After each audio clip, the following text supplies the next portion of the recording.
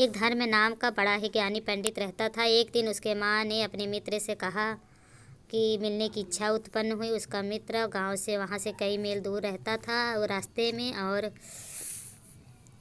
भी कई छोटे छोटे गांव पड़ रहे थे। धर्म अपने मित्र के गांव के लिए चलती है। पहले कोई सवारी की व्यवस्था तो थी नहीं।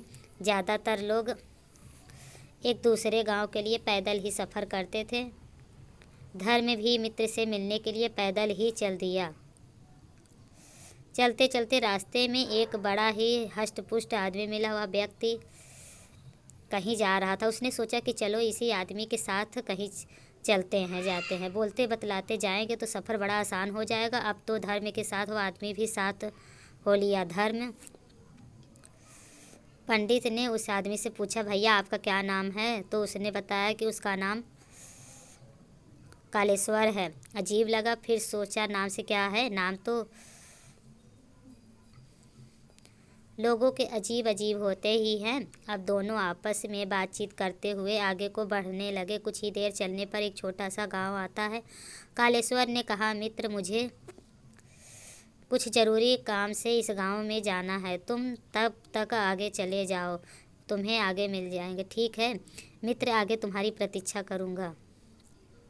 इतना कहकर धर्म आगे के लिए चला गया और वो राहगीर कालेश्वर गांव में घुस गया। उसके गांव में जाते ही एक अजीब सी घटना घट गई। एक आदमी को एक बैल ने मार दिया और जैसे ही उस आदमी को मृत्यु हो जाती है, कालेश्वर फिर उन पंडित जी के पास में पहुंच गया।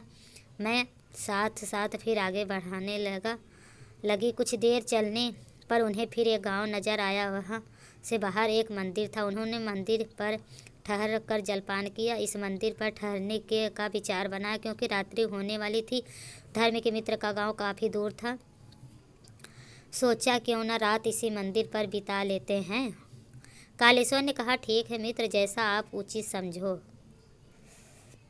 तुम तब तक भजन करो, मैं इस गांव में घूम कर आता हूँ। किसी को कुछ ज़रूरी सामान देना है। मैं अभी लौट कर आता हूँ। भजन में लौट कर ही करूँगा। इतना कहकर वो कालेश्वर गांव में घूमने के लिए चला गया। कालेश्वर के गांव में घुसते ही गांव में आज आवाज़ आ रही थी, ऊंची ऊंची लपटे लपटे लोगों की चीख पुकार सुनकर धर्म को कुछ आश्चर्य हुआ कि आदमी जब भी किसी गांव में प्रवेश करता है कोई न कोई घटना घट जाती है। अब इसे यह संयुक्त समझा जाए या फिर इस आदमी की करतूत। धर्म को उस पर कुछ संदेह होने लगा, परंतु उसने कालेश्वर से कुछ नहीं पूछा। दोनों ने साथ साथ रात बीते और सुबह उठकर वो आगे के लिए फिर चल दिया। चलते चलते फिर एक गांव में पहुँचे। गांव को देखकर, तब तक तुम आगे चलो, मैं इस गांव में घूम कर आता हूँ। मुझे इस गांव में किसी को संदेश पहुँचाना है। पंडित ने कहा, ठीक है, पर इस बार पंडित जी आगे नहीं गए। खड़े होकर वहीं देखने लगे कि देखिए ये आदमी गांव में जाकर क्या करता है। पंडित जी यह सब सोच ही रहे थे कि गांव में किसी ने रोने चिल्लाने की आवाज़ सुनने लगी। पूछने पर पता चला कि अभी अभी एक आदमी को सांप ने डस लिया और उसकी मृत्यु हो गई। आदमी की मृत्यु के बाद ही सोच रहे थे कि तब तक कालेश्वर धर्म पंडित के पास लौटा। इस बार धर्म ज्ञानी से रहा नहीं गया, उसे कालेश्वर से पूछने ही लगा, क्यों भाई, एक बात समझ में नहीं आई। जहाँ आप गांव में जाते हैं कोई न कोई अनहोनी हो ही जाती है। आखिर क्यों? क्या तुम इस रहस्य के बारे में मुझे समझा सकते ही हो कि ऐसा क्यों हो रहा है?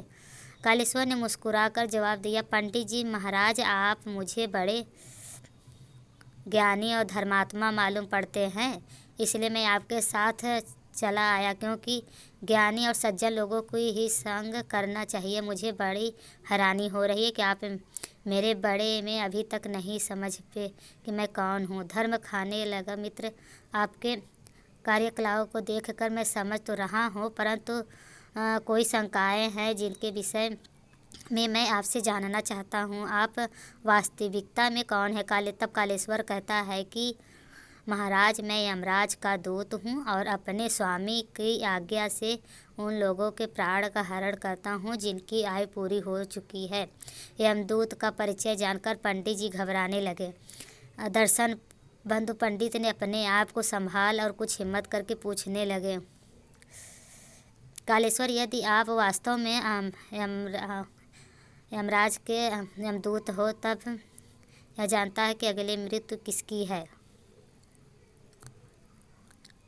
परंतु मैं न बताना उचित नहीं समझा। ना पंडित जी ने हाँ करके पूछा, नहीं नहीं, तुम्हें बताना ही होगा, अगली मृत्यु किसकी होगी।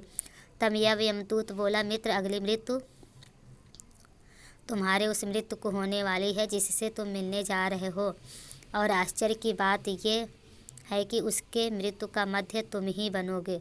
दर्शन बंधु यमदूत की बात सुनकर पंडित के चेहरे पर पसीना आ गया। पंडित जी घबराने लगे, बड़े विषय में थे कि कालेश्वर ये क्या कह रहा है। अगर इसकी बात सही निकली तो मैं बड़े आपका भागन बन जाऊंगा। मेरे कारण सबसे घनिष्ठ मित्र की मृत्यु हो जाएगी और अपने मित्र का कारण नहीं बनना चाहता। अच्छा तो यही होगा कि मैं अपने मित्र के पास न जाऊं, यही से वापस लौट जाऊं। जो दर्शन बंधु पंडित जी के माँ की बात पढ़कर यमदूत बोला, महाराज, तुम तो वह मुझे सब सुन दे रहे हैं, नहीं भी जाते तो भी आपके मित्र की मृत्यु नहीं टल पाएगी। ईश्वर की अतिरिक्त नियति की कोई नहीं बदल सकता। कहते हैं कोई वही है जो राम रची रखा होकर बड़ा बैसाखी। आपके मित्र की मृत्यु अटल है और वो अगले कुछ पलों में ही घटित होने वाली है। यमदूत की बात सुनकर पंडित जी को बड़ा दुख हुआ। पंडित जी समझ चुके थे कि यह कालेश्वर वास्तव में यमदूत हैं। पंडित जी वहीं से वापस लौट पड़े, परंतु देखते हैं क्या है कि जो मित्र से मिलने जा रहे थे वह मित्र तो उन्हें तेजी से आता हुआ उन्हें सामने से दिखाई दिया।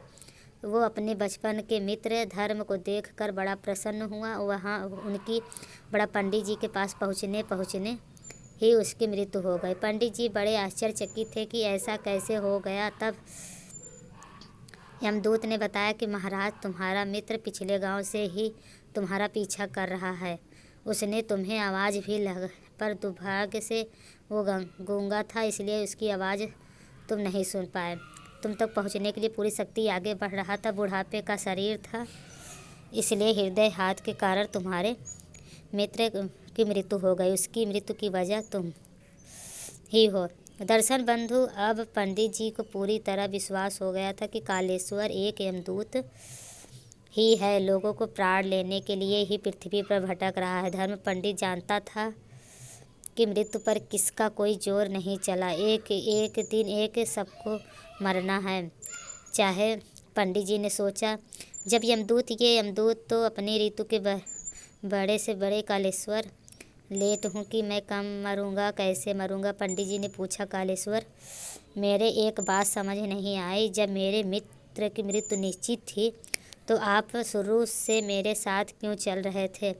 तब हम दूध बोला, मित्र तो मैं हर प्राणी के हरदम साथ चलता हूँ। फर्क इतना है कि लोग मुझे पहचान नहीं सकते, क्योंकि लोगों के पास उनकी अनेक समस्याओं ने घेर रहती है।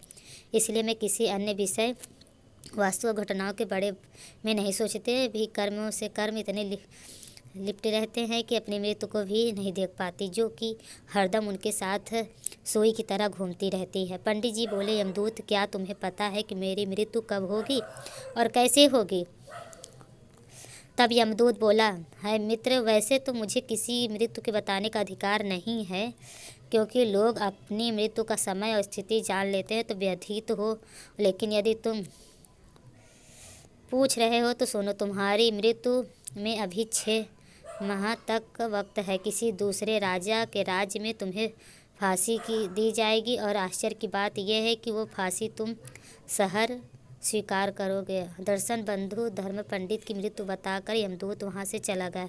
इधर पंडित जी अपने मित्र को अंत्येष्टि करने के बाद अपने घर लौट आए, मगर सोचकर बड़ी चिंता होने लगी कि उनकी मृत्यु की फांसी पर चढ़ना होगी और उनकी मृत्यु में अभी 6 महीने का वक्त है। और सच बात यह है कि बंधु, अपनी मृत्यु का हाल जानकर कोई भला शांत कैसे रह सकता है, चाहे कोई कितना ही ज्ञानी क्यों ना हो। और वो मृत्यु से बचने का कोई न कोई उपाय भी करता है। पंडित जी भी अपनी मृत्यु से बचने का उपाय करने लगे। वो अपने राजा के दरबार में पहुँचे और उन्हें सारी बात बताई। राजा ने भी पंडित जी के मृत्यु के संबंध में अपने मंत्रियों से विचार विमर्श किया। राजा के सभी मंत्रियों ने इस बात पर सुझाव दिया कि महाराज, यदि धर्म पंडित की मृत्यु 6 महीने के बाद निश्चित है, परंतु मृत्यु तो कभी होगी जब वो 6 महीने के बाद हो जाएगा, राज्य में जाएगा। यदि उसे 6 महीने तक किसी दूसरे राज्य में न जाने नहीं दिया जाए तो उसकी मृत्यु टल सकती है।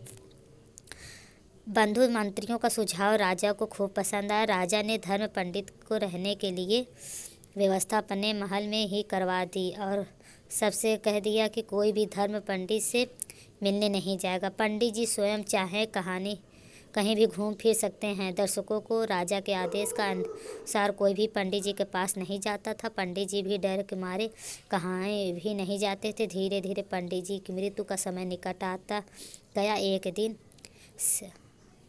शेष रह गया तो पंडित जी डर के मारे उस दिन जल्दी से ही सो गया। सोचा निकाल दूंगा ताकि मेरी मृत्यु का दिन निकल जाए। बंधु संयुक्त से पंडित जी को नींद में चलने की बीमारी थी, पर इस बीमारी से बड़े पंडित जी को उस नींद में नहीं उठकर चल दिए और राजा के महल में निकलकर घोड़ा अस्पताल में पहुंच गए। वहाँ से एक घोड़ा लिया और घोड़े के पीठ पर बैठकर धर्म पंडित दूसरे राज्य में पहुंच गया। रात का समय था, सब लोग गहरी नींद में सो रहे थे। पंडित जी किसी तरह राजा शयन कक्ष में पहुंचा गई। दूसरे राज्य का राजा अपनी रानी के साथ सो रहा था। पंडित जी इसके पलंग पर सो गए। सुबह जैन पर राजा ने देखा कि हमारी रानी के बगल में कोई अनजान शख्स सो रहा है, तो यह देखकर राजा बड़ा क्रोध हो आया। उसने अपने सैनिकों को बुलाकर पंडित जी गिरफ्तार करवा लिया। पंडित जी की जब नींद टूटी तो ये हैरान थे कि इस बात को सोचकर कि यहाँ कैसे आ गए। पंडित जी ने बहुत सफाई दी और वहाँ उनकी कोई सुनने वाला नहीं था। सिपाहियों लोगों ने पकड़कर राज दरबार में ले गए। क्रोध राजा ने उन्हें फांसी पर चढ़ाने का हुक्म दिया। पंडित जी ने बहुत कहा कि उसे नहीं पता कि वो यहाँ कैसे आया। अचरज की बात कि आपके किसी पहरेदार ने ही नहीं रोका। इतना कहकर पंडित जी जोर जोर से हंसने लगे। अचानक पंडित जी को हंसना देखकर राजा ने पूछा कि तुम्हें फांसी का हुक्म दे दिया गया है और तुम हंस रहे हो। पंडित जी ने बताया, महाराज, मैं इसलिए हंस रहा हूँ कि मुझे ये ज्ञात नहीं है कि मैं यहाँ कैसे आया, पर मुझे ये ज़रूर याद था कि आज के दिन मुझे फांसी पर चढ़ाया जाएगा और मेरी मृत्यु हो जाएगी। पंडित जी की बात सुनकर राजा को कुछ छटपटी सी लगी। राजा ने पूछा, तुम पहले से जानते थे कि आज तुम्हारी मृत्यु हो जाएगी? तब पंडित जी ने कहा, हाँ, मैं जानता था कि 6 महीने के बाद मेरी मृत्यु हो जाएगी। अब तो पंडित 6 महीने पुरानी सारी बातें राजा को सुना डाली। बोले राजा कि मुझे यह फांसी लगती है तो ज़रा आप ही सोचो, मैं कुछ ही नहीं, किसी की भी यह हिम्मत नहीं वो राजा के रहते रानी के बगल में सो जाए। यह तो वही वाली बात हो गई कि मुझे मार आ। अब भला मैं दूसरे राज्य में यहाँ करने के लिए क्यों आऊँगा? राजा को पंडित की बात उचित जानकारी भी उसने पड़ोसी राजा की इस बात की सत्यता मांगी। पड़ोसी राजा ने सारी बात बताई कि यह पंडित फांसी का अधिकारी है नहीं है। यह पिछले 6 महीने से मेरा मेहमान बनकर मेरे महलों में रह रहा था। पता नहीं कल की रात ये यहाँ से कैसे गायब हो गया। पड़ोसी राजा की बात सुनकर राजा को भरोसा हो गया कि उसने पंडित को फांसी न लगने का निश्चय किया, लेकिन फांसी की सज़ा तो भूल चुकी थी। ऐसे में राजा की बात का अपमान होता।